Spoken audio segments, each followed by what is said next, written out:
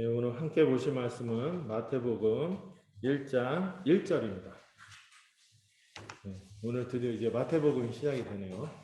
마태복음 1장 1절만 같이 한 목소리로 읽도록 하겠습니다. 신약성경 맨 처음에 있으니까 찾기 쉽지요. 마태복음 1장 1절 함께 읽겠습니다. 아브라함과 다윗의 자손 예수 그리스도의 계보라. 아멘. 네, 네, 참. 이제 창세기가 끝나고 마태복음이 시작되게 되니까 굉장히 좋습니다. 저는 성경의 여타의 진리들이 다 기쁘고 너무나 우리를 은혜를 주는 말씀들이지만 저는 이 복음서들이 참 좋은 것 같아요. 본격적으로 우리 주 예수님에 대해서 막 생생하게 말하고 또 그분이 마치 우리 앞에 있는 것처럼 그분의 말씀, 가르침, 그분의 성품, 그분의 어떤 일을 하셨는지를 쭉 알려주니까 굉장히 좋습니다. 우리가 왜 기독교입니까? 그리스도, 예수님을 알아가기 때문에 그분 안에서 모든 복을 누리기 때문에 기독교인데, 그래서 우리가 복음서를 특별히 공부하거나 또 말씀을 들을 때를 기쁘게 여겼으면 좋겠어요. 자, 그런데 우리는 이미 한번 복음서에 대해서 한번 전체를 훑어본 적이 있었습니다. 어떤 복음서? 두 번째로 기록된, 두 번째로 기록됐다고 하진 않죠. 두 번째로 위치한 마가복음. 많은 분들이 마가복음을 제일 먼저 썼을 거다 이렇게 보거든요. 이 마가복음을 우리가 한번 봤기 때문에 굉장히 마가복음은 굉장히 극적이거든요. 그래서 예수님의 생애를 전부 다루지 않지만 극적인 부분들을 핵심으로 잘 예수님이 가져오신 하나님 나라, 그분이 우리에게 원하시는 제자도, 또 그분이 우리 대신해서 십자가 부활을 영광을 주셨던 것들을 쭉 다뤘습니다. 근데 오늘 창세기를 이렇게 다루고 나서 출애굽기를 가야 되지 않나요? 할 수 있는데 왜 또 다시 마태복음으로 돌아가느냐? 이 복음서가 우리가 4권씩이나 있다는 게 저는 참 좋은 것 같아요. 그래서 제가 한번 구약 본문에서 창세기 다음에 이제 출애굽기를 하겠죠. 출애굽기 하고 나서 제가 또 어디로 갈까요? 그것은 비밀. 출애굽기 다음에 레위기 할 수도 있겠지만 다시 이번에 또 누가복음으로 또 가거나 아니면 요한복음 가거나 이렇게 하려고 고민 중에 있습니다. 이 복음서를 주기적으로 읽으면서 우리 주님에 대해서 더 생생하게 알아갔으면 좋겠고요. 근데 이런 질문이 들 수 있습니다. 왜 복음서는 왜 4권이나 기록이 됐을까? 그 중에 요한복음은 조금 특별한 얘기들 더 하거든요. 그런데 마태, 마가, 누가복음 이렇게 3가지는 공감복음이라고 해서 약간 배치도 비슷하고 사건도 비슷한 것들이 기록이 되는데, 이게 굳이 비슷한 얘기들을 또 하고 또 하고 또 할까 했는데 이유가 있다고 생각해요. 교회에는요, 이 한 권의 복음서만 있는 것이 아니라 이 4권의 복음서가 다 필요하고 유익이 있다고 생각합니다. 특별히 이 복음서 마지막을 장식하는 가장 늦게 쓰여졌다고 보는 요한복음에서 요한복음 끝에서 이런 얘기를 해요. 굉장히 길게 썼는데도 불구하고 요한이 이런 고백을 하죠. 예수님에 대해서 일일이 다 기록한다면 온 세상에 이 기록된 책을 다 두기에도 부족할 것이다. 이렇게 말할 정도로 우리 예수님이 우리가 생각하는 것보다 너무 크신 거예요. 어떤 사람도요, 그 예찬이도 엄마가 보는 예찬이가 다를 거고, 예은이가 보는 예찬이가 다를 거고, 또 학교 친구들이 보는 예찬이가 또 다르겠죠. 그 것들이 다 예찬이가 다른가? 아니죠. 같은 예찬인데, 약간 보는 이런 관점이라고 여기에 따라서 예찬의 다양하고 이런 면들을 알게 되는데, 우리 주님이요, 우리가 한 번에 딱 본다고 어떤 한 사람의 증언을 의존해서 그분을 다 할 수 있을까요? 그러기는 어렵다고 생각해요. 그게 바로 장님이 코끼리 더듬는 것처럼 그런 면이 있겠죠. 그런데도 불구하고 이 너무나 훌륭한 분들이 이 4분이나 이 예수님에 대해서 이렇게 소개했다는 것 때문에 우리가 주님을 좀 더 깊이 알게 되는 것이죠. 복음서가 4권이 있다는 것은 우리가 조금 더 예수님을 입체적으로 풍성하게 이해할 수 있게 한다는 점에서 저는 이 마태복음을 또 공부하는 것이 기대감을 또 갖게 합니다. 그래서 우리가 마가에 이어서 이번엔 마태의 목소리를 통해서 이제 예수님을 조금 더 알아가려고 하는 것이죠. 자, 이 마태가 전하는 복음에 대해서 얘기하려고 하는데요. 먼저 이 마태를 알아야겠죠. 마태. 네, 마태. 이름이 참 좋죠. 하태 비슷하죠. 하태. 마태. 자, 네, 마태. 이 마태는 일단 유대인입니다. 유대인. 예, 마태는 이름이 마태라는 이름도 있지만 보통 그 제자들이 이름이 두 개가 있는 경우가 있어요. 베드로는 원래는 시몬인데 베드로가 되기도 하고 야고보와 요한은 야고보와 요한인데 그 또 하나의 이름이 보아녹이라고 해서 이제 별명처럼 붙이기도 하고 뭐 이런 그 두 개의 이름을 갖고 있는 경우들이 있는데 마태는 마태복음에서 자기의 이름을 그냥 마태라고 이제 소개를 합니다. 근데 마가하고 누가복음에서는 마태의 이름을 좀 다른 이름으로 표현해요. 어떤 이름? 아, 이런 거 성경 퀴즈 대회하고 제가 사탕 같은 거 준비했다 주고 해야지 몰입도가 더 높아질 텐데. 혹시 아는 분? 두 글자. 레위. 세리는 직업이고 레위. 레위라는 이름을 갖고 있어요. 네, 둘 다 유대식 이름인데 레위라는 이름과 마태라는 이름을 갖고 있습니다. 그리고 이 둘 다 유대식 이름인 걸 보니까 이 사람이 또 이 마태복음을 쓸 때 보면은 약간 독자가 주 독자를 많은 사람들이 내 이 글을 읽었으면 좋겠다 하고 생각하면서 썼는데 그 많은 사람의 대상이 좀 특별해요. 누굴까요? 누가 읽었으면 좋겠다. 특별히 많은 사람들이 다 읽어야겠지만 특별히 이 사람들이 내 글을 읽고 좀 마음을 바꿨으면 좋겠다. 이런 마음으로 이 복음서를 썼다고 해요. 그게 누굴까요? 마태가 유대인이죠. 누구? 같은 유대인 동포들한테 이 복음서를 읽으면서 좀 마음 좀 돌이키면 좋겠다 하는 마음으로 이 마태복음을 썼다고 합니다. 그러다 보니까 이 마태복음이 굉장히 우리가 읽을 때는 이게 뭔 말이요 하는데 대충 그 전문 용어가 있죠. 통박. 통박으로 우리는 이런 의미겠구나 하고 넘어가지만 자세하고 좀 이체적으로 알기 어려운데 마태가 좀 친절하게 설명하지 않고 그냥 툭툭 설명하고 넘어가는 부분들이 있거든요. 왜냐하면은 우리는 낯선데 누구한테는 굉장히 익숙해요. 뭘 얘기하는지 알죠. 거시기 하죠. 거시기 하잖아요. 우리끼리 알잖아요. 근데 모르시는 분이 있거든요. 저분들은 이제 가가 가요. 그럼 뭔 말인가 이러는데. 근데 그런 것처럼 유대인들에게 굉장히 익숙한 표현들을 써요. 예를 들어서 보면은 마태복음에서는 하나님 이렇게 직접 표현하기보다 바꿔서 돌려서 표현하는 표현이 있습니다. 하늘에 계신 아버지. 그러면은 이방인들은 하늘에 계신 아버지? 그래, 작년에 우리 아버님 돌아가셨으니까 지금 하늘에 계시겠지. 이런 생각을 할 수 있겠지만 유대인들 그렇게 안 받아들여요. 하늘에 계신 아버지 하면은 굉장히 그들이 공유하고 있는 어떤 믿음이 있고 그 믿음을 표현하는 거죠. 네. 그들은 또 우리는 하나님 나라 하면은 그냥 이해하는데 이 사람들은 어떻게 얘기해요? 천국 또는 하늘 나라 이렇게 얘기를 많이 씁니다. 네. 왜 하나님 나라라고 그냥 표현하면은 이방인들이 잘 알아듣는데 왜 유대인들은 꼭 이렇게 하늘 나라라고 표현했을까요? 네. 일단 10계명에서 3계명인가요? 하나님의 이름을 함부로 망령되이 일컫지 말라고 하니까 하나님 나라 막 이러기가 그런 거죠.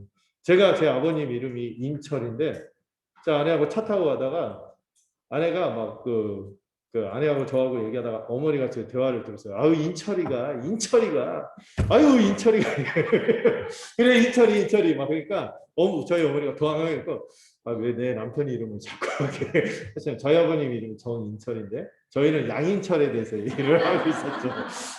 네, 이게 들을 때 이게 막 그런 거예요. 마음이 꼬름한 거죠. 네.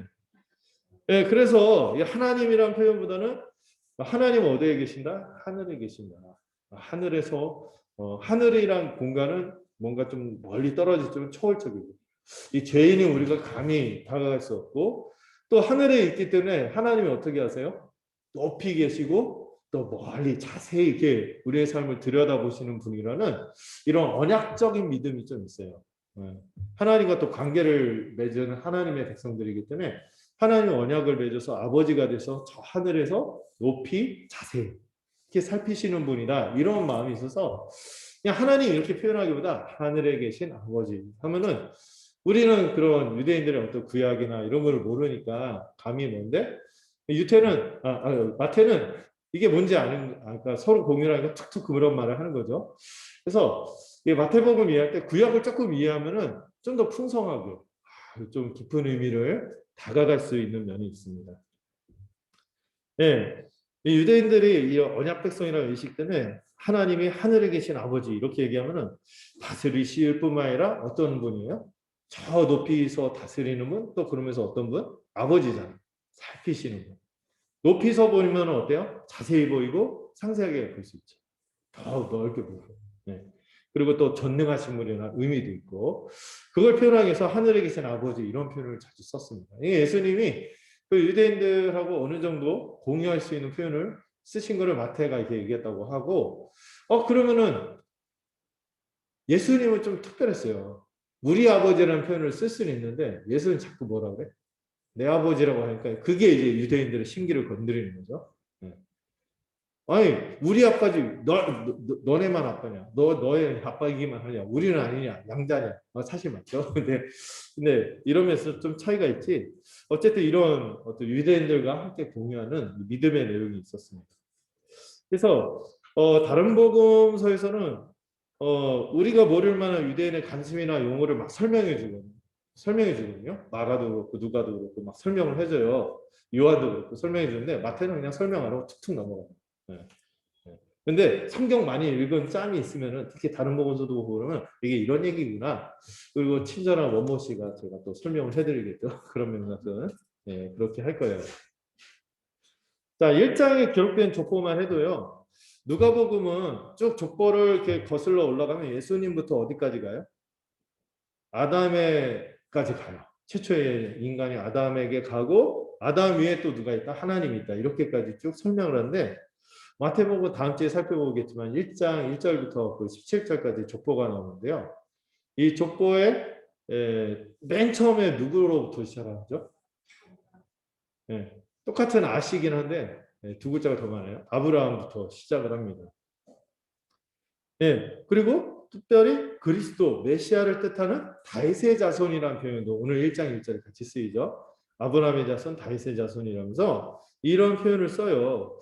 이런 얘기를 할 때 아브라함은 누구의 조상이죠? 유대인, 이스라엘의 조상이죠. 여기서부터 시작을 해요. 특히 아브라함은 언약을 맺은 이 죄 많은 사람들 중에서 특별히 아브라함을 선택해서 아브라함과 언약을 맺은 특별한 사람이고 이 아브라함의 후손들은 바로 하나님의 백성이기도 하고 또 언약 백성이라고 하고 또 이 사람들은 이걸 혈통으로 우리가 하나님 백성이 된다 생각 오해를 했죠. 근데 아브라함은 어떤 사람이었어요? 믿음의 사람이었죠. 믿음으로 하나님의 백성이 되는 그런 건데 어쨌든 유대인들과 같이 이해할 수 있도록 아브라함으로부터 족보를 시작합니다. 그리고 다음 주에 좀 더 깊이 볼 텐데 여기 우리 한글로 볼 때는 아브라함과 다윗의 자손 이렇게 나왔는데요. 원래 그 원어로는요. 또 영어 성경 중에 잘 된 거는 son of 아브라함 이렇게 하기보다 먼저 나오는 표현이 있어요. 다윗의 자손입니다. 아브라함의 자손이 이렇게 순서가 되거든요. 뭐를 더 강조하는 것 같아요?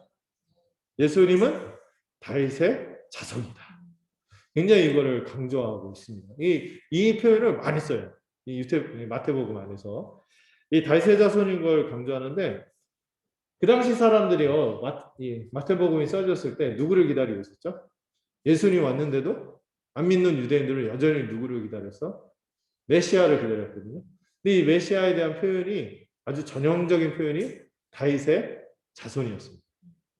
유대인들은 여전히 뭐 하고 있어요? 예수님이 메시아인 걸 거부해요. 믿지 않아요.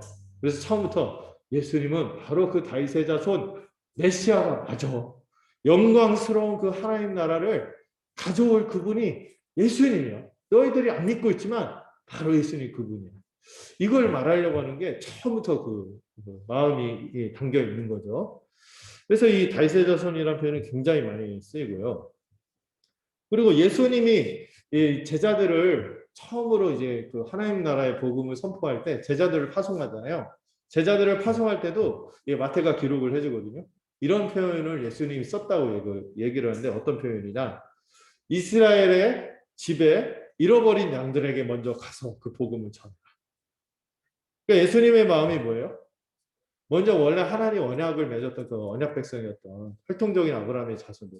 그 이스라엘 유대인 동포들에게 와 주님도 먼저 복음을 너희들에게 전하기를 원하셨다. 너희들이 돌아오길 그렇게 원하셨다. 이런 거 마음을 자꾸 드러내죠. 그러면서도요. 마태가 유대인 만세 이렇게만 하진 않아요. 마태는 유대인이면서도 사실 동포들에게 거슬리게 들릴 수 있는 진실들을 굉장히 또 이 마태복음에서 많이 얘기를 합니다.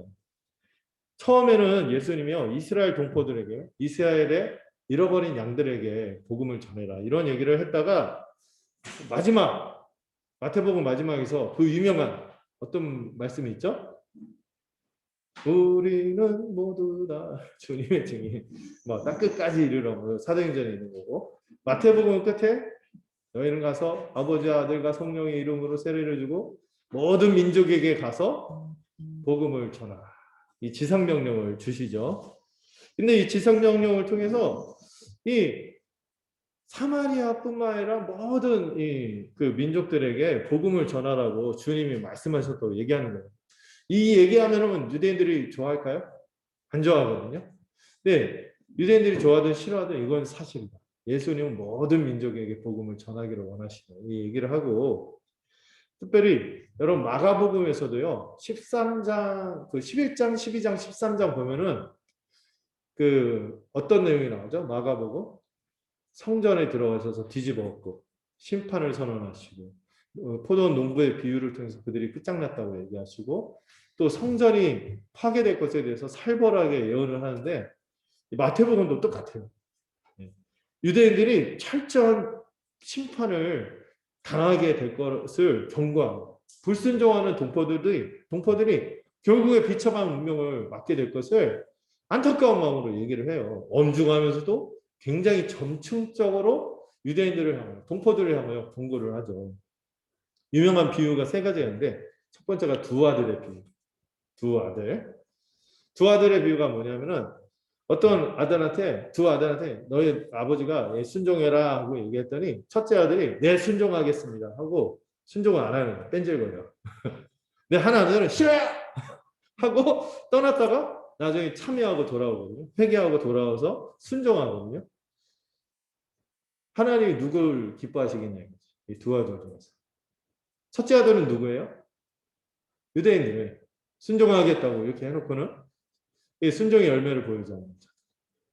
근데 싫어요 했다가 돌아온 자들 이제 믿고 믿는 이방인들 이렇게 얘기하는 거죠. 그 다음에 포도원 농부의 비유는 여러분들도 잘 아실 거예요. 그 포도원을 맡겨갖고 소출을 기대했더니 종들을 다 때려 죽이고 심지어 아들까지 죽이고 그래서 이 농부들 다 진멸하지 않습니까? 그걸 똑같이 마가처럼 얘기하고요. 세 번째 비유가 결혼잔치의 비유가 나와요. 왕이 딱 그 결혼잔치에 그 많은 사람들을 초대했죠. 특히 초대했는데 처음에 초대를 받은 사람들이 어떻게? 나는 그 장가 가야 된다. 뭐 약속이 있다. 나는 뭐나 바깥 나가야 된다. 하면서 이 초대를 다 거절해. 그러니까 어떻게 해? 초대받지 않은 사람들을 그 결혼잔치로 불러 모으는 내용이 나오는데 이게 다 무슨 얘기예요? 유대인들이 이렇게 언약의 특권을 누리고 그 지위를 누렸는데 이제 그거를 뺏기고 이제 이방인들이 새로운 하나님의 백성들이 등장할 것을 세 번에 걸쳐서 마가보다 조금 더 자세하게 이렇게 경고하면서 설명을 하죠. 여러분 이게 우리가 유대인들이 아니니까 그렇지 유대인들이 이걸 들을 때 얼마나 거슬릴까요? 그리고 이거를 쓰는 마태는 또 마음이 또 어떻겠습니까? 그런 것에서 애끓는 마음으로 이 복음서를 쓰고 있죠. 거기에 이어서 이 종교 지도자들에 대해서 이 유대인들을 온통 예수님을 거절하고 완악하게 살게 하는 이 종교 지도자들, 거짓 지도자들을 향하여 7번이나 저주를 선언하시거든요. 아주 걸쭉하게 욕을 하십니다. 예, 그러면서 결국 성전이 파괴되고 이제 유대인들이 영영 이제 언약 백성의 지위를 누리지 못할 것을 예고하는 내용이 이 마태복음에도 담겨 있죠. 이 마태는 이 바울하고 같은 마음이에요. 바울이 로마서 9장에서 11장 이렇게 보시면은 왜 우리 민족들이 이게 하나님의 언약 백성인데 이 지위에서 떨어져 나가는 거 이걸 굉장히 마음 아파합니다. 유대 그 바울은 어떻게까지 얘기해요? 차라리 자기가 끊어진다 하더라도 우리 민족이 돌이켰으면 좋겠다 이런 마음까지 얘기를 하거든요. 이 마태도 그런 마음이 있어요. 예수님을 거절하고 이 동포들이 예수님을 믿지 않는 것에 대해서 굉장히 슬픈 마음, 쓰라린 마음을 담아내서 이 복음서를 쓰고 있다고 볼 수 있습니다. 왜 이런 마음을 자꾸 이렇게 할까요? 이거를 좀 우리 동포들이 믿고 이 복음서의 내용을 들어서 그 거절하고 불순종하는 마음을 돌이켜서 우리 주님이 정말 이 하늘 나라를 가져오시는 메시아임을 믿었으면 좋겠다. 이런 마음을 쓰고 있죠.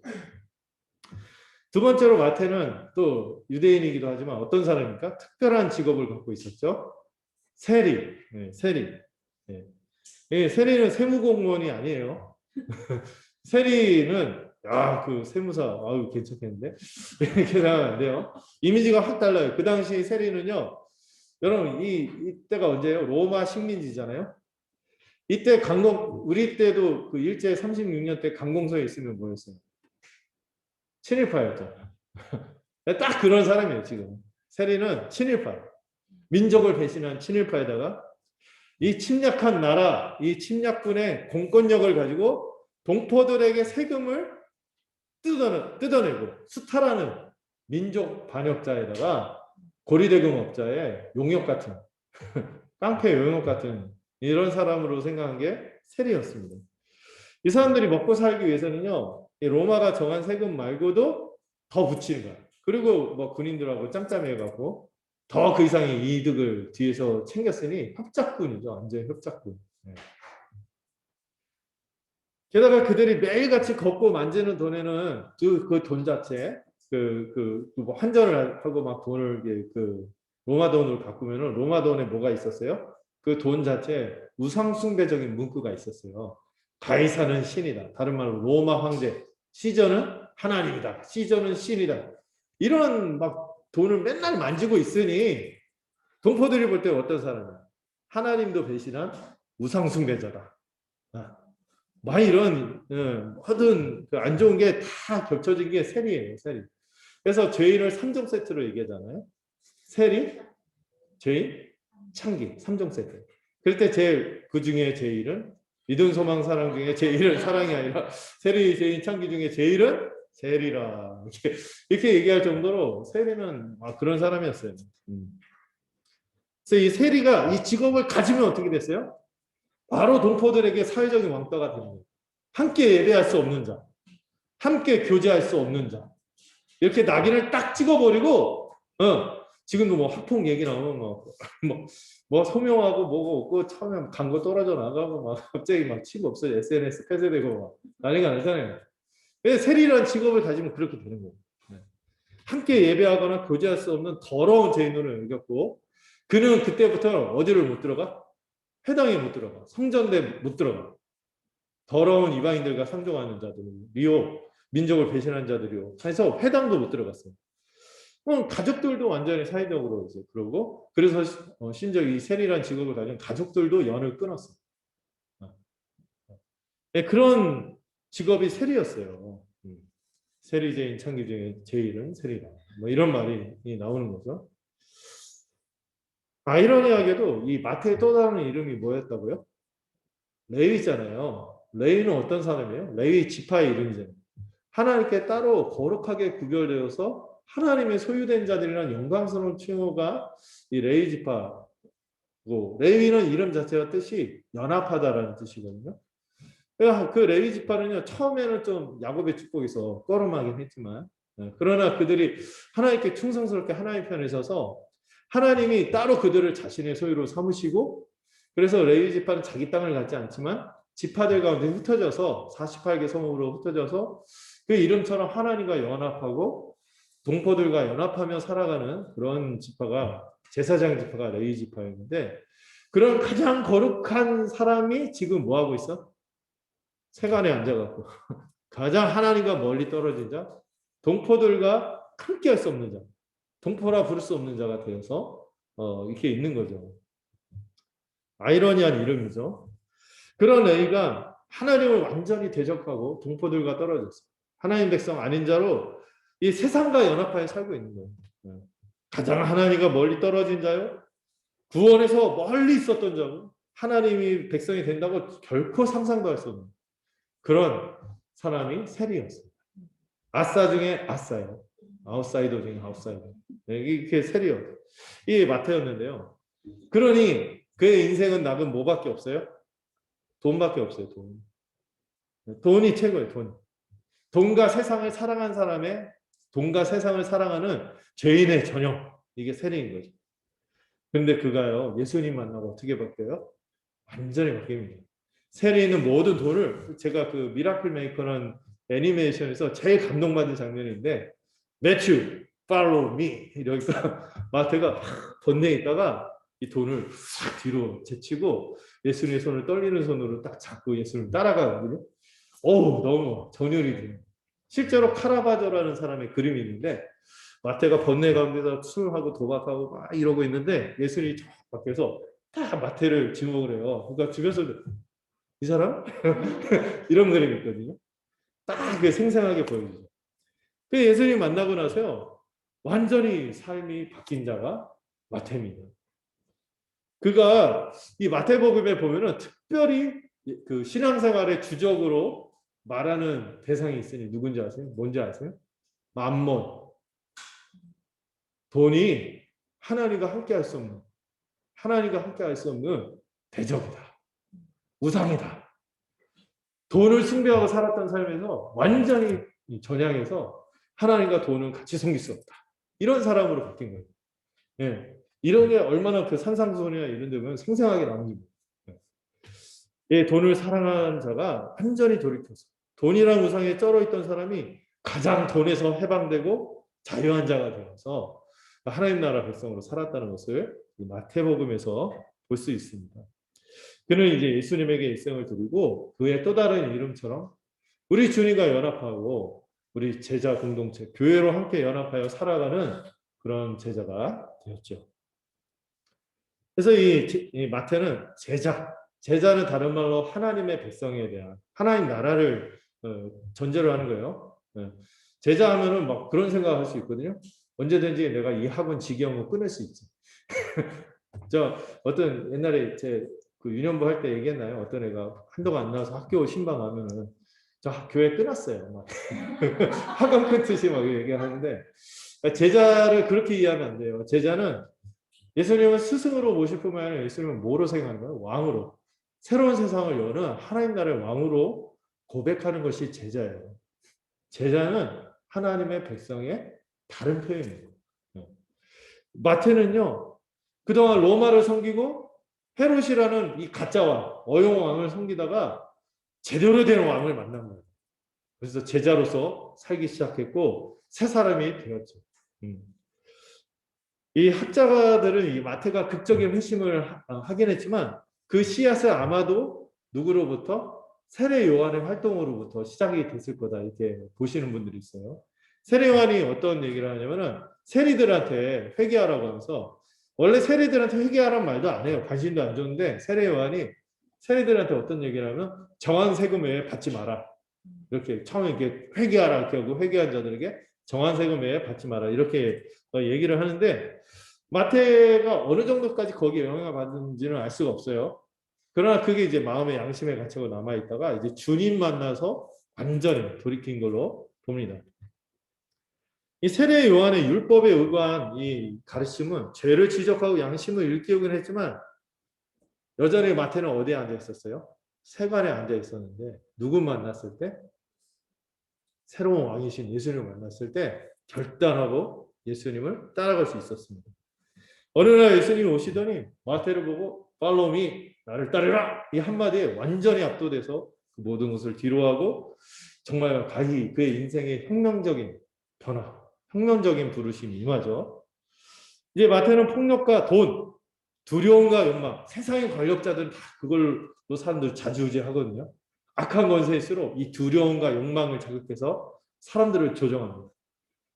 이렇게 하면 헛된 꿈을 막 부풀 잘 살아보세요 이런 헛된 꿈을 부풀리기도 하고 말 안 들으면은 공안실 어디 뭐 그 남 어디야 남산에 어디 이런 식으로 두려움과 욕망으로 사람을 이렇게 하는 게 악한 권세의 특징인데 그걸 아주 능했던 자들이 로마죠. 로마와 이 헤로드 왕인데 이런 왕이 아니라 예수님을 참된 왕으로 만난 거예요.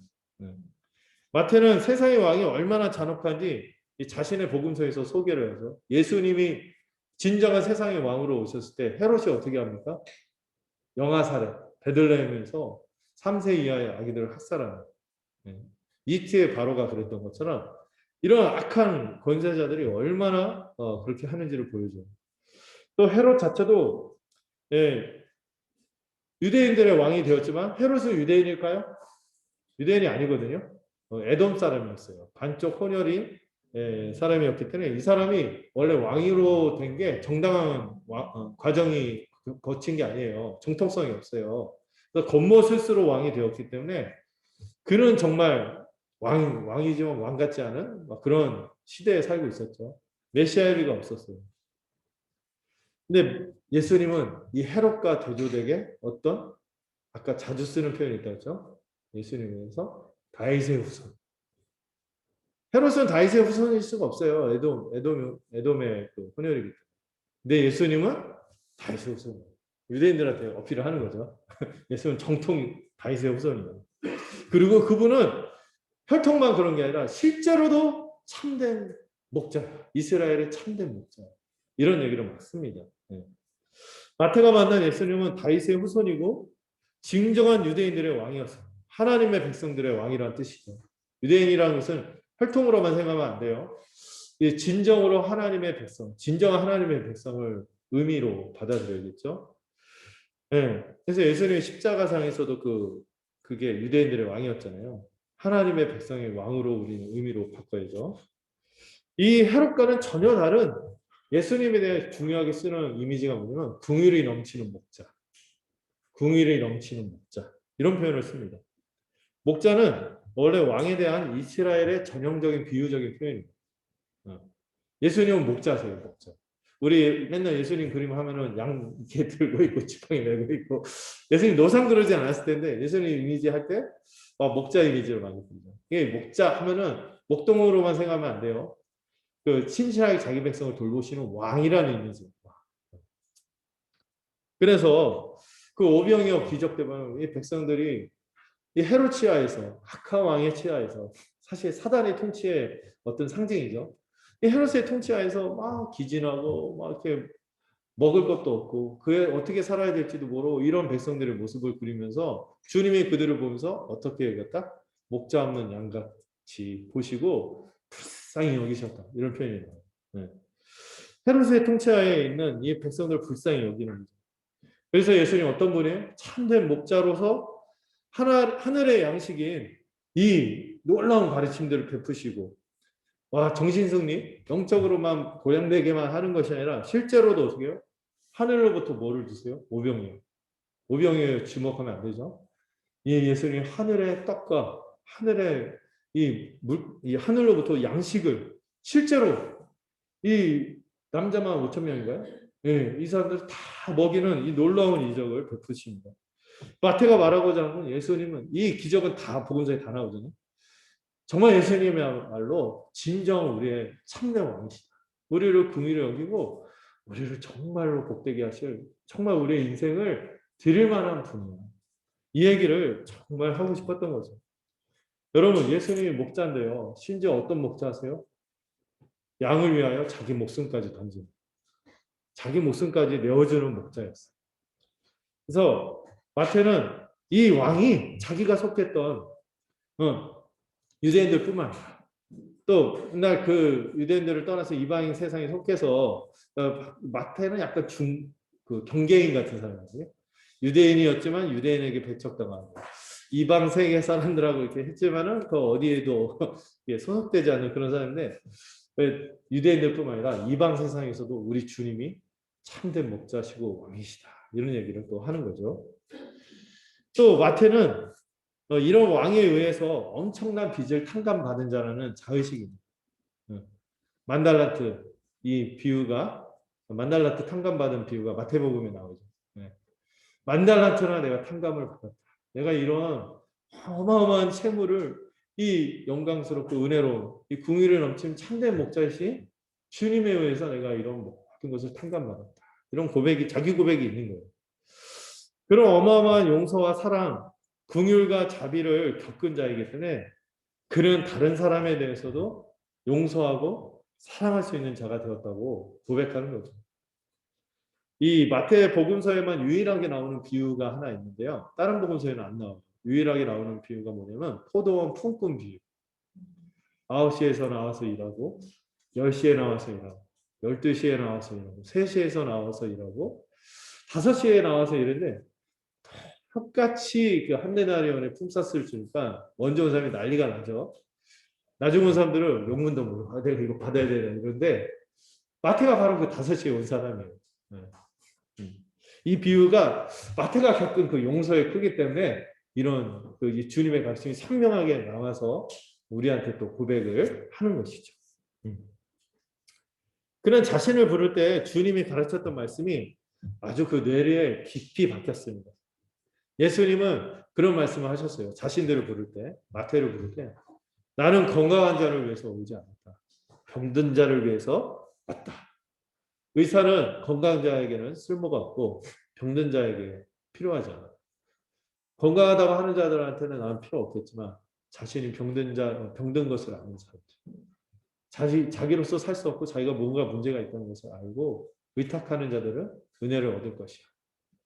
이거를 깊이 인식한 사람이 마태죠. 예수님은 그런 말씀도 하죠. 나는 인애를 원하고 제사를 원하지 않노라. 주님은 종교적인 형식적인 종교 행위를 원하는 것이 아니라 주님으로부터 오는 긍휼을 강구하고 그 긍휼을 품고 다른 사람들이 또 긍휼히 여기는 이거를 참된 예배로 인식하는 거죠.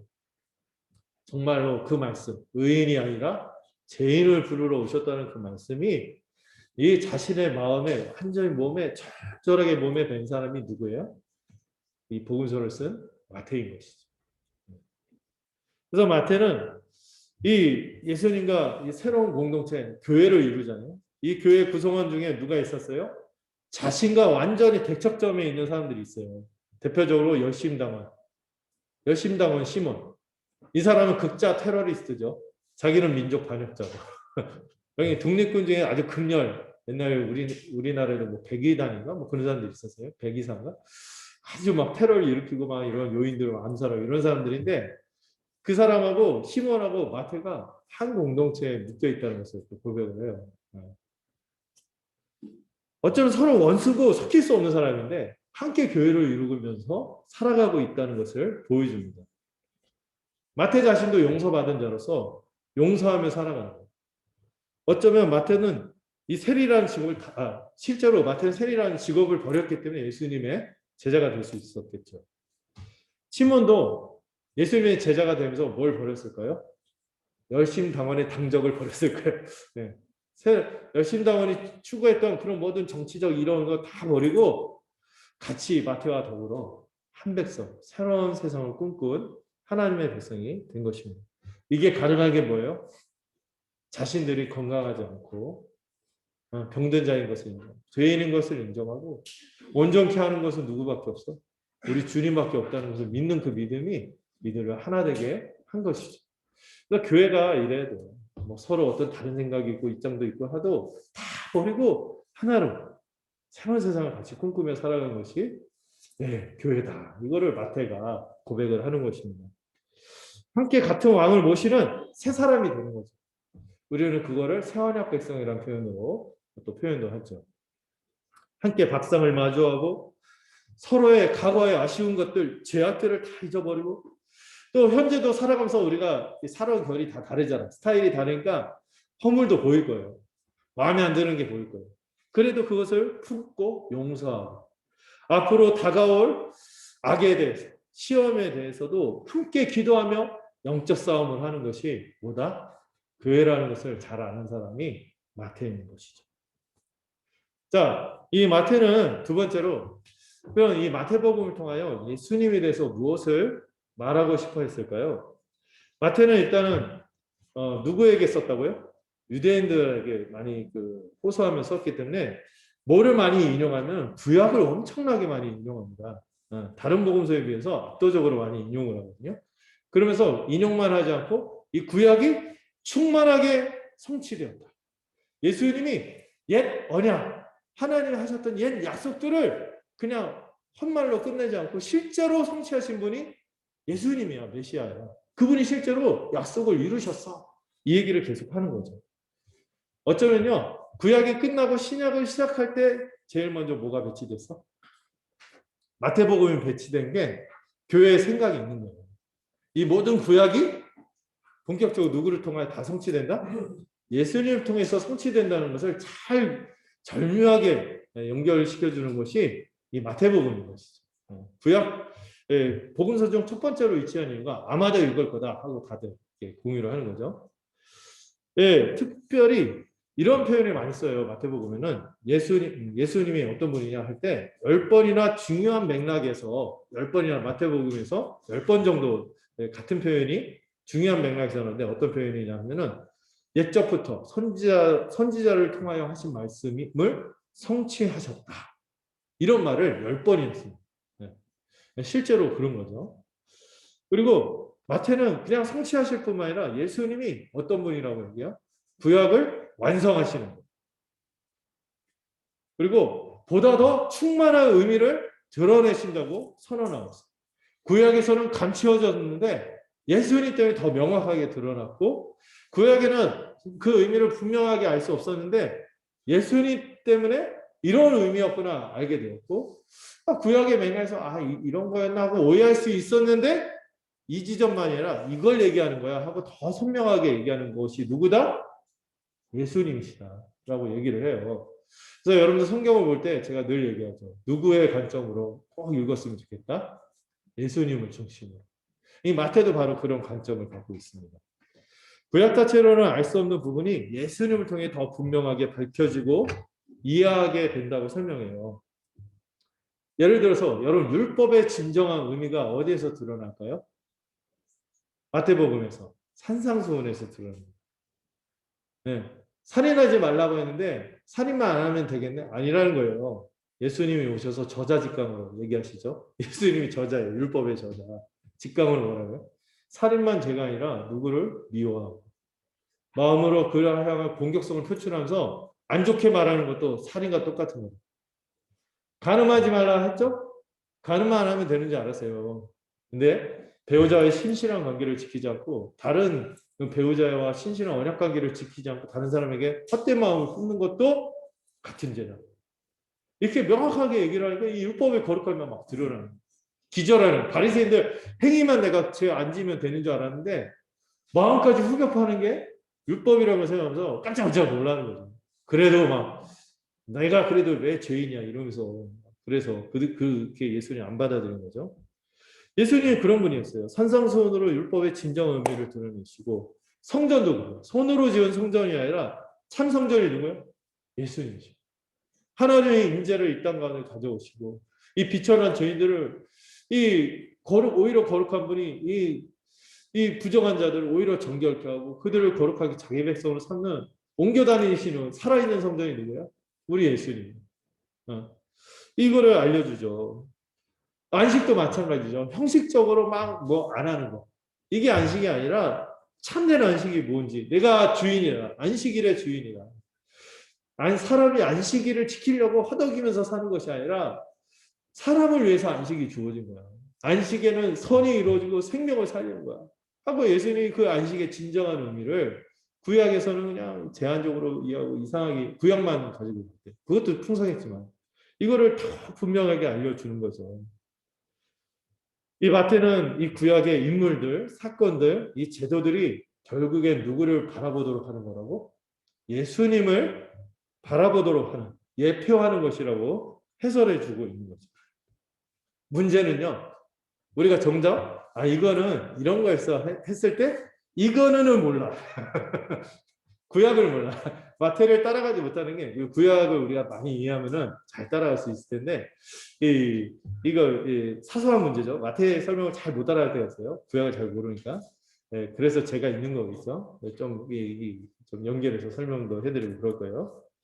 자, 이게 잘 들어가게 1장 1절이죠. 아브라함과 다윗의 자손.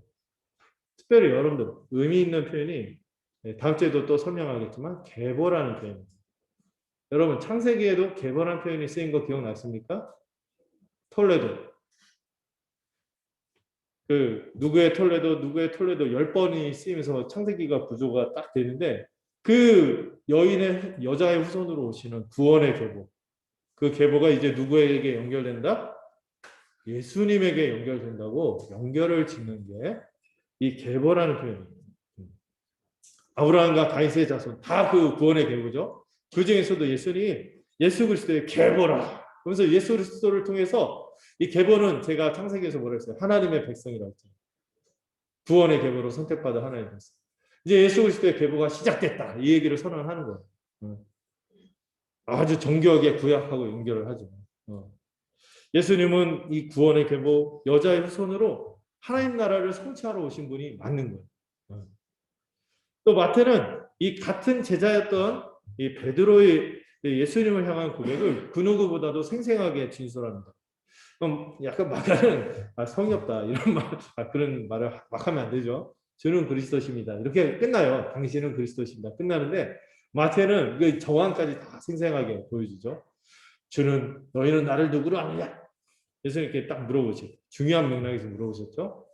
네, 베드로가 주는 그리스도시요 살아계신 하나님의 아들이십니다. 이 고백을 했을 때 예수님은 그렇게 기뻐했다는 거예요. 이걸 다 생생하게 묘사를 해주죠. 이걸 통해서 예수님이 그리스도시며 다윗의 자손이며 또 예수님이 정말 하나님의 아들인 것을 말하고 싶은 거예요. 예수님에 대한 표현들이 다양하게 나옵니다. 마태는 그리스도, 다윗의 자손 같은 거죠. 또 인자란 표현도 써요. 인자란 표현도 그냥 son of man이니까 사람의 아들 이렇게 이해하면 안 돼요. 이걸 아주 전형적으로 오해해서 소설 쓴 게 이문이에요. 사람의 아들이라는 소설이 그냥 단지 사람 얘기하는 걸 해갖고 이 사람의 아들이 아니라 다니엘서 7장에서 새로운 세상을 가져오시는 하나님과 같은 분을 인자라고 표현하는 거죠. 그러면서 또 하나님의 아들이라고 표현하는 거예요. 또 그 외에도 예수님은 왕으로 표현하기도 하고 주라고 고백하기도 하는 것이죠. 예수님은 이토록 구약의 율법을 폐하시는 것이 아니라 오히려 성취하시고 완성하러 오셨어요. 그 예수님은 구약의 율법을 철저히 지키는 바리새인들 같은 이들보다 산상선에서 그렇게 얘기하거든요. 그 당시 율법의 끝지점이 있었던 사람들이 누구야? 바리새인들인데 예수님이 제자들한테 그렇게 도전해요. 너희들이 이 바리새인들보다 더 나은 의를 가져야만 하나님 나라에 들어갈 수 있다. 와, 그 당시 사람들이 들으면은 막 억장이 무너져요. 어떻게 저 사람들보다 더 나은 의를 가질 수 있을까? 근데 그 더 나은 의를 주시는 분이 누구예요? 메시아이신 예수님이죠. 나를 따르라. 예수님을 따르면은 그들보다 더 나은 의를 갖게 됩니다. 어떻게? 예수님이 십자가의 성취를 통하여 그 의의 선물을 우리에게 주실 거거든요. 완전한 의의 선물을 그 자기 백성들에게 주실 뿐만 아니라 또 그 완전한 의의 선물을 받은 그 주님의 백성들은 어떻게 될까요? 실제로도 바리새인들보다 더 나은 의의 열매를 맺을 것을 예수님이 바라보시면서 말씀하시는 거죠. 전망하면서 얘기하는 것입니다. 또 예수님은 예언약 백성을 심판하고 자신의 교회를 세우시는 메시아로 또 설명하고 있습니다. 예수님은 혈통적인 아브라함의 자손 이스라엘에게 회개하라고 말씀하시고 뭐를 요구하시냐면 믿고 순종할 것을 요구합니다. 근데 실제로 예수님이 그렇게 복음을 선언했는데 동포들 중에서 많이 믿지 않았죠. 남은 자들인 사도들과 비롯한 몇 명의 그 갈릴리 중심으로 이런 사람들만 주님을 많이 따랐고 굉장히 적은 무리들만이 받아들여요. 근데 마태복음에 이런 내용들이 나옵니다. 오히려 생각지도 않은 로마 사람들, 로마 군인 이런 사람들이 막 등장해갖고 생각지도 않은 이방인들 곳곳에서 막 예수님에게 믿음으로 막 반응해요. 그래서 예수님이 최종적으로 심판의 권위를 가지신 메시아로서 이 동포들, 유대인들에게 그렇게 경고하지만 대다수는 끝끝내 돌이키지 않는 그런 모습을 보여주죠. 예수님은 거절과 백척과 고난의 길을 가십니다. 그런 와중에 베드로를 비롯한 제자들에게 그 유명한 질문을 던진 거죠. 너희는 나를 누구라고 하냐? 요한복음에서는 약간 좀 슬퍼요. 너희도 나를 떠나려고 하느냐? 그때 베드로가 네, 영생의 말씀이 여기 계신 제가 어디로 가겠습니까? 막 그러잖아요. 아, 자식 그랬을 거예요. 네, 이런 와중에 이 질문을 던졌을 때 이 유대인들이 여전히 배척하고 예언의 백성들이 배척하고 반대했음에도 불구하고 베드로가 예수님에 대한 귀한 신앙 고백을 했죠. 그리스도시요 살아계신 하나님의 아들입니다. 그랬을 때 예수님이 그 유명한 말씀하시죠. 이 반석 위에 내 교회를 세우겠다. 설립 2주년 때 했던 말씀입니다. 예, 이 선언을 하면서 베드로처럼 신앙을 고백하고 주를 따르는 모든 사람들이 주님의 교회가 되고 주님의 백성이 될 것이다. 이게 바로 뭐다? 교회다. 이걸 선언하는 것이죠. 그래서 세 번째로 주님은 교회와 함께 하시는 하나님의 아들이 되실 거예요. 임마누엘의 성취가 이루어지는 거죠. 하나님이 친히 그 자기 백성들과 함께하는 거예요. 하나님이 직접 이 땅에 오신 거예요. 사람들이 기대한 메시아 왕국은 뭐예요? 인간왕이 부국강병을 성취하는 거예요. 다윗과 같은 왕이 나타나서 인간왕이 나타나서 우리나라 잘 먹고 잘 살게 해준다. 이 정도 기대했거든요. 로마에서 벗어나게. 그런데 메시아가 오셨는데 그분이 어떤 분이야? 하나님의 아들이 오신 거예요. 하나님의 아들. 그 유대인들이 기대했던 그 메시아 왕국과 예수님이 말한 하나님 나라의 결정적인 차이는 뭔지 아세요? 하나님 직접 이 땅 가운데 오신 거예요. 하나님 직접 이 땅에 강림하신 거예요. 예수님은요, 네, 모든 사람이 인정할 수밖에 없는 하나님의 아들이었어요. 그래서 마태 곳곳에 예수님을 뭐로 고백해요? 하나님의 아들로 고백했다고 중요한 맥락마다 이렇게 얘기를 합니다. 처음에 마태 탄생기사에서도 예수님과 관련된 구약의 말씀, 임마누엘이라 하리라. 보라 처녀가 탄생하여 처녀가 아기를 낳게 되는데 그 이름은 임마누엘이라 할 것이다. 여기서도 예수님이 하나님으로 함께 하시는. 또 세례 받을 때 하늘에서 음성이 있었죠. 이는 내 사랑하는 아들이요 내 기뻐하는 자로다. 하나님의 아들이라는 선언이 있는 거예요. 귀신들도 예수님을 마주할 때마다 뭐라고 고백합니까? 예수님이 그 하나님 나라의 복음을 전하고 기적을 일으키고 할 때 귀신들마다 다 예수님을 뭐라고 고백해요? 하나님의 아들로 고백해요. 그리고 이 제자들, 특히 베드로 결정적인 순간 이 질문을 했을 때 예수님은 하나님의 살아계신 하나님의 아들이라고 고백합니다. 심지어 누구도 예수님을 하나님의 아들로 고백해요? 대제사장들도 예수님 신문하면서 네가 영광스러운 그 아들이냐, 하나님의 아들이냐 이렇게 도전을 하죠. 약간 역설적으로 보여주는 거죠. 그리고 사형을 집행하던 로마 군인도 십자가 아래서 예수님을 하나님의 아들이었다고 고백을 합니다. 대속의 십자가가 이루어지는 이 현장을 바라보면서 로마 군인이 많이 거기서 자기도 모르게 압도돼서 이분은 진실로 하나님의 아들이었구나 이런 얘기를 하죠. 그리고 부활하신 예수님도 이 지상 명령에서 뭐라고 그래요? 아버지와 아들과 성령의 이름으로 세례를 주라. 우리는요 예수님이 누구이심을 부정할 수 없어요. 하나님의 아들이시고 그분은 하나님이시다는 것을 같이 고백하게 하는 것이 이 마태의 흐름 가운데 있습니다. 그리고 그분이 뭐라요? 이 지상 명령을 주시면서 교회와 우리와 세상 끝날까지 함께 하시겠다. 임마누엘 세상 끝날까지 함께 하시겠다고 약속하신 그 하나님의 아들이 우리 주 예수 그리스도이신 것을 마태는 이렇게 설명하고 있습니다. 자, 마지막으로 이제 마태는 교회에게 어떤 메시지를 주고 싶어 했을까요? 가장 중요한 메시지는 예수님에 대한 이런 여타의 설명들이죠. 근데 우리에게 원하는 메시지가 있는 거예요. 교회들에게. 첫 번째로 마태는 다른 복음서보다도 예수님이 직접 했던 설교를 많이 수록합니다. 특별히 5편의 중요한 설교들을 아주 생생하게 기록을 잘했어요. 여러분 마태복음이 특별히 사랑받은 게 예수님의 직접 육성 설교를 들려주거든요. 대표적인 게 산상수. 마태복음 5장부터 7장까지가 이 예수님의 이 마태복음 처음으로 나오는 첫 육성 설교인데 이 산상수훈인데 이 5편의 주요 설교가 아주 그 전반부, 중반부, 후반부 곳곳에 아주 잘 배치되어 있어요. 마태가 굉장히 조직적으로 복음서를 썼거든요. 초반에 예수님의 공생에 끝날 때쯤 산상수훈이 등장하고 산상수훈하고 예수님이 계속 사역과 병행해서 예수님 여러 가르침들을 쭉 설명한 다음에 후반부에 이제 십자가 부활을 배치합니다. 이 사이사이에 이 5편의 설교가 있는데요. 첫 번째가 산상설교예요. 5장부터 7장까지 있는데요.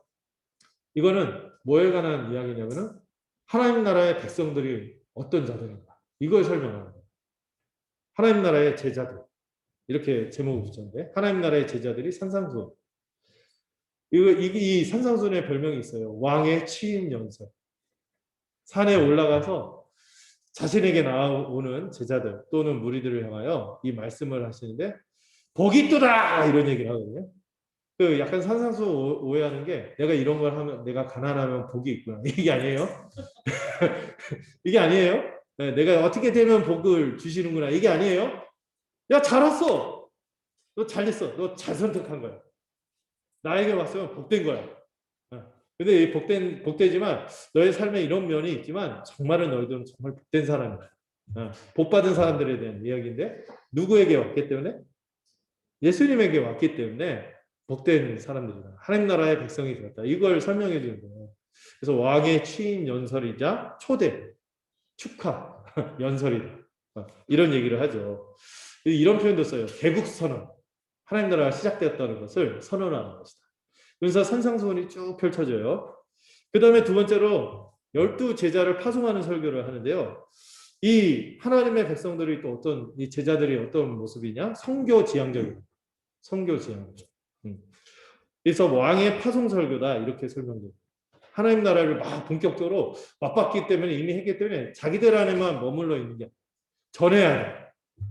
이거를 얘기하고 세 번째로는 그 유명한 천국 비유들이 나옵니다. 하나님 나라 씨앗과 같다. 그래서 이제 이런 얘기를 하는데 하나님 지금 막 이렇게 활동을 했단 말이에요. 전하고 했는데 막 은혜롭게 받아들이고 백성이 되는 사람들도 있지만 주님의 제자가 되는 사람들도 있지만 적은 무리들이었고 대부분은 어떻게 했어요? 예수를 거절하는 거예요. 그래서 예수님이 하나님 나라가 어떻게 임하는지 그 하나님 나라가 어떤 성격으로 임하는지를 설명해 주는 게 이 천국 비유입니다. 근데 이 하나님 나라의 특징이 있어요. 은밀하게 임하는 하나님 나라. 은밀하게. 근데 여러분 하나님 나라가 임한다 바뀌면은 어떻게 바뀌어야 돼요? 혁명 해갖고 막 뒤집어 엎고 그러는데 예수님은 뭐로 임한대요? 힘의 가리 없는 말씀만 전하면 하나님 나라 임한다는 거야. 그러니까 이게 믿기 힘든 거예요. 거절당할 수도 있고. 어떤 사람 받고 막 그 복락을 누리지만 대부분의 사람들 그걸 거절해. 안 받아들여. 여전히 비밀로 남아요. 이런 게 하나님 나라의 특징이었거든요. 그분의 나라가 어떤 성격을 갖고 있는가를 이 13장에서 설명하고 있어요. 이 13장이 복음서 전체를 이해하는 중요한 비유다 이렇게 얘기를 해요. 근데 이 나라는 비밀이 있는데 어떤 비밀이 있어요? 이 말씀 정말 무력하고 아무것도 아닌 것 같은 이 말씀을 믿기만 하면은 어떤 열매를 맺는다? 30배, 60배, 100배의 열매를 맺는다. 믿음이 있는 자들이 이게 무엇인지 맛을 보고 실제로 공동체를 이루며 전혀 다른 삶의 그 복락들, 전혀 다른 세상을 맛보게 될 것을 이 천국 비유를 통해서 알려줍니다. 그 다음에 18장은 교회에 대한 설교를 하세요. 그렇게 모인 하나님 나라의 백성들이 어떻게 공동체를 이루면서 살아갈지에 대해서 마태복음 18장에서 설명하는데 왕의 백성들과 왕의 백성들의 삶이 어떠한지 얘기하는데 그 여기서 뭐 판단하지 마라 이런 얘기도 나오고 서로 막 용서하고 건징도 얘기하고 이런 내용들이 쭉 나오죠. 하나님의 백성들이 어떻게 서로 여기서 또 용서에 대한 교훈도 많이 나오고 어떻게 살아야 될지 얘기를 하는 거죠. 그 다음에 종말을 다루는 24장, 25장 설교가 있습니다.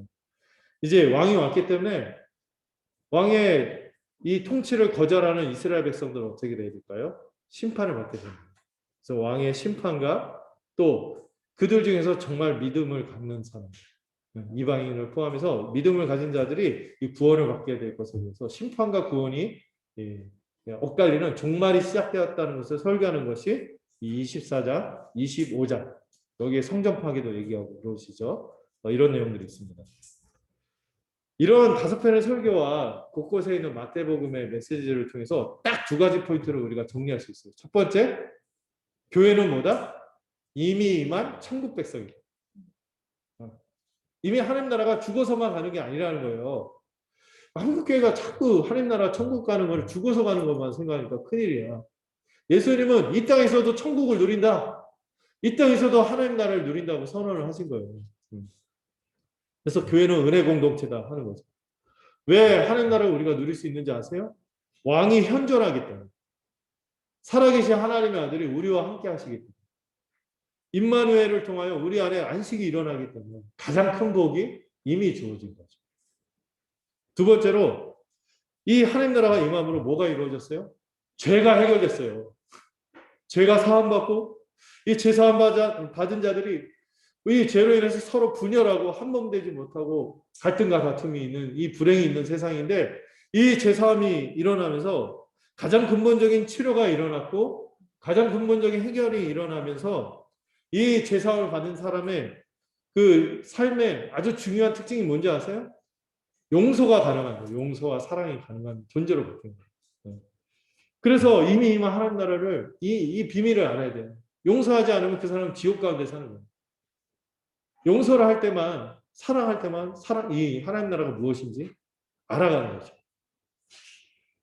또 구체적인 회복도 일어나는 거예요. 예수님이 실제로 퍼포먼스가 아니라 실제로 막 많은 병든 사람들을 다 고치셨죠.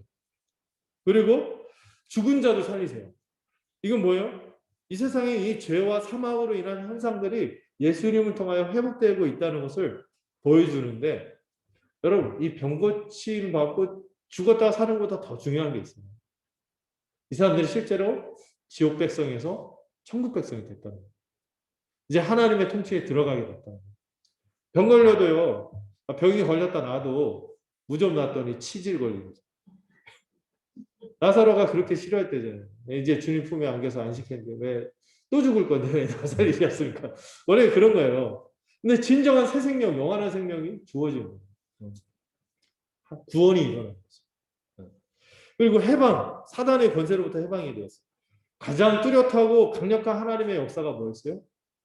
귀신 들린 자들이 거기서 해방되는 거예요. 여러분 어떻게 사단의 권세, 귀신의 권세하고 귀신 들린 사람 만나본 적 있나요? 섬찟하고 막 상대도 못해. 막 이 귀신 들리고 이러면은 막 몇 명이 달려들어도 그 힘을 당해내지 못하고 그런데 어떻게 이 귀신의 권세를 사람이 상대할 수 있어요? 근데 예수님은 이 귀신들을 예수님 보기만 하면 어떻게 해요? 전문 용어로 지리지. 가장 뚜렷하고 강력한 하나님의 역사로 이 귀신을 쫓아냅니다. 그래서 우리는 교회는 뭐 할 수 있어요? 어떤 악한 권세, 강력한 권세도 우리 주님의 보호하심과 주님의 권능이기 때문에 우리는 승리의 확신을 가지며 용기를 가지고 담대하게 살 수 있다는 소망이 주어지는 것이죠. 그리고 이 은혜 공동체의 중요한 특징, 잔치에 초대받는, 잔치와 이 초대하는 이미지, 환대하는 공동체.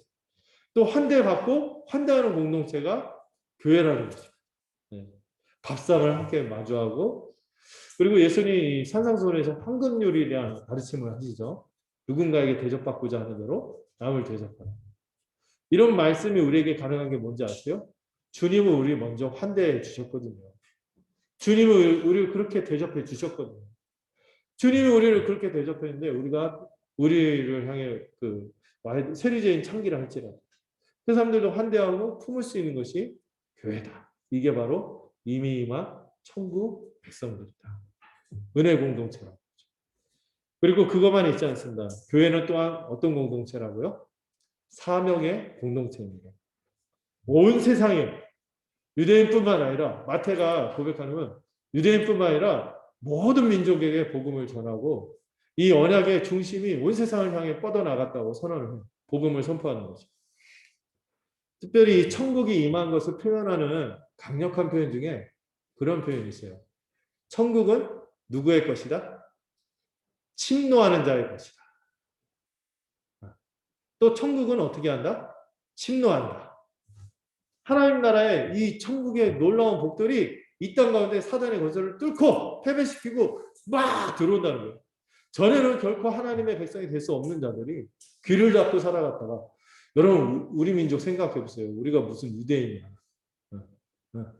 우리는 저기 조상이 다르잖아요. 고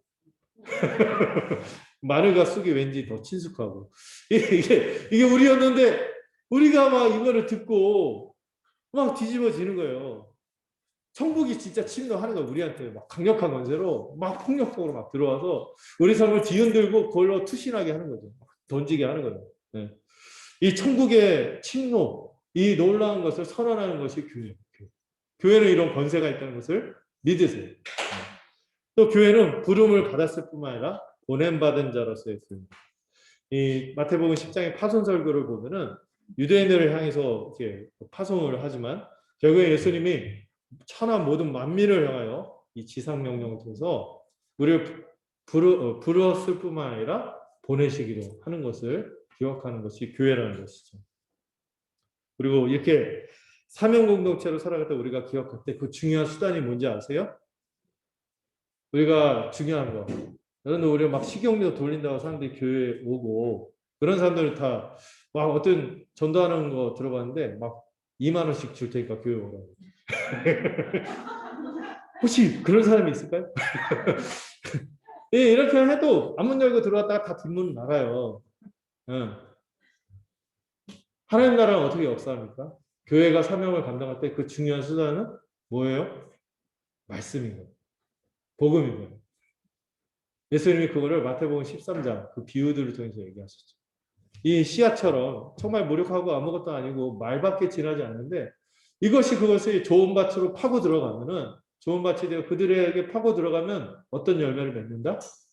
30배, 60배, 100배의 열매를 맺는다. 이거를 마태를 이 복음서를 통하여 우리에게 설명을 해주고 있는 것이죠. 여러분 이 마태의 비전, 주님의 비전, 이 씨앗같이 아무것도 아닌 이 말에 지나지 않는 것들이 어떤 변화를 일으켰나요? 팔레스틴 귀퉁이에 경상도보다 작대요. 그 이스라엘 그 크기가 경상도 많은가가 그보다 작대. 거기에 한 분도 안 되는 사람들. 그것도 예수님 당시에 적은 물이라고 했던 사람들이 어떤 변화를 일으켰습니까? 왜 우리가 이 시간에 앉아갖고 이러고 있죠? 저 어린애들 막 어디 가서 막 게임하고 있거나 어디 학원 가서 막 자기 미래를 준비해야 된다고 이렇게 막 이런 가운데 왜 여기 이렇게 있습니까?